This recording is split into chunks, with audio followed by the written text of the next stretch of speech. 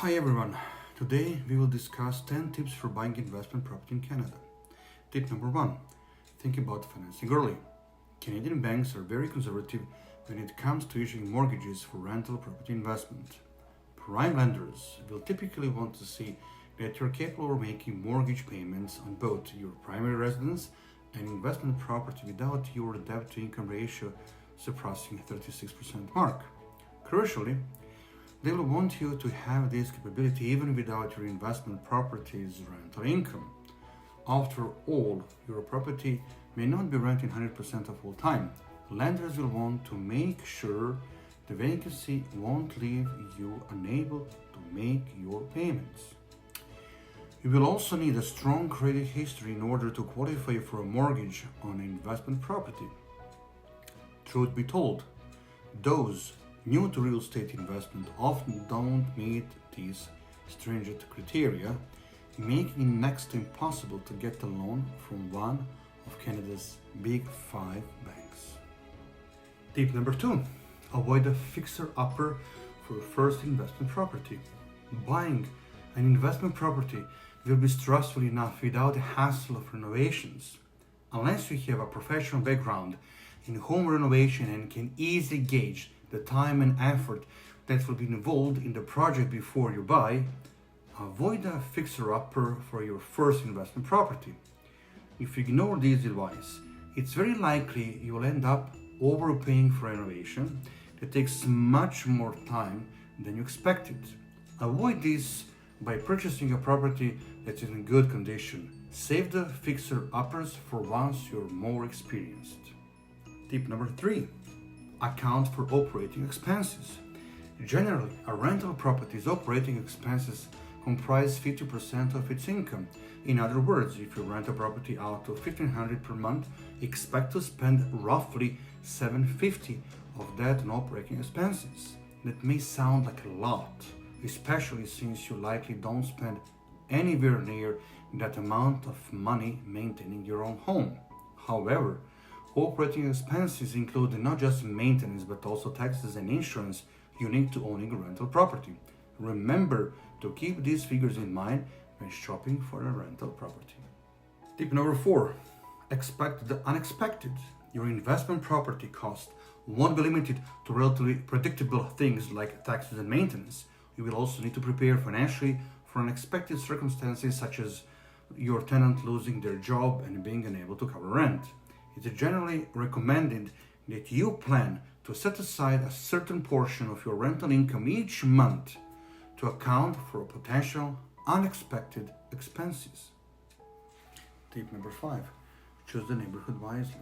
When shopping for your primary residence, you'll probably choose the nicest neighborhood you could afford. The problem with applying this logic to your search for rental property is that a more expensive home will cost more to insure and maintain. Instead of that, experts generally recommend looking for a cheaper property in a modest neighborhood. Additionally, when choosing a neighborhood, look for that has a high percentage of employment. Anything below 50% is pretty low. The property is not governed by a homeowners association. Fees and restrictions will absolutely decline your profit margins. Has a relatively low crime rate.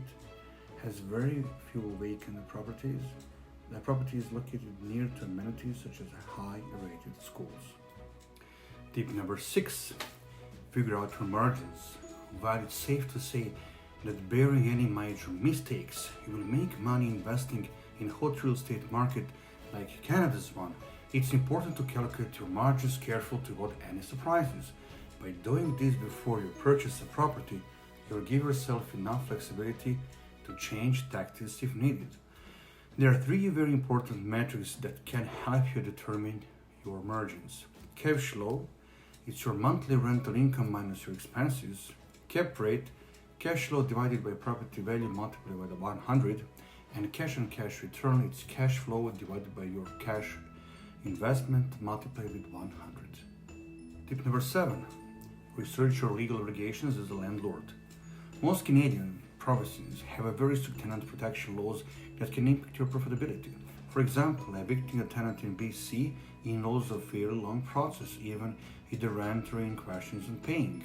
You also need to be aware that The onus for property maintenance is on you as a landlord. If an appliance breaks down, for example, you will need to pay for repairs or replacement. In many Canadian provinces, including BC, this applies even if you state otherwise in your lease agreement. So be careful to cover all your legal aspects when you're buying rental investment property. Tip number 8. Consider working with the property management company. If your job or other obligations are demanding, it would be wise to work with the management company that can offer guidance regarding how to buy investment property. Property management companies handle a wide variety of things for you, including collecting the rent, addressing maintenance, and marketing, including maintaining records. Of course, this comes at an additional cost to you. Expect to pay between 5 to 10% of your rental income to property management if you have long-term investment property for the rent. If you rent it through Airbnb, that cost could be up to 25% plus cleaning fees. Tip number 9. Think long-term. Real estate valuations rise over the long haul. Don't discount the possibility of short-term turmoil though. You can mitigate the impact of this turmoil by viewing your real estate investment as a long-term play. The longer you own the property, the more likely you are to benefit from positive trends in the Canadian real estate market. Generally speaking, properties here won't get any cheaper as the country's population continues to grow. And tip number 10. Take care of personal debt before you buy.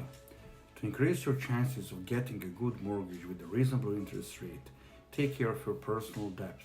Specifically, if your debt-to-income ratio is above the 36% mark or dangerously close, you will need to address that. There are many ways to approach this, including refinancing your primary residence to consolidate the debts or take out equity for the down payment on a rental property.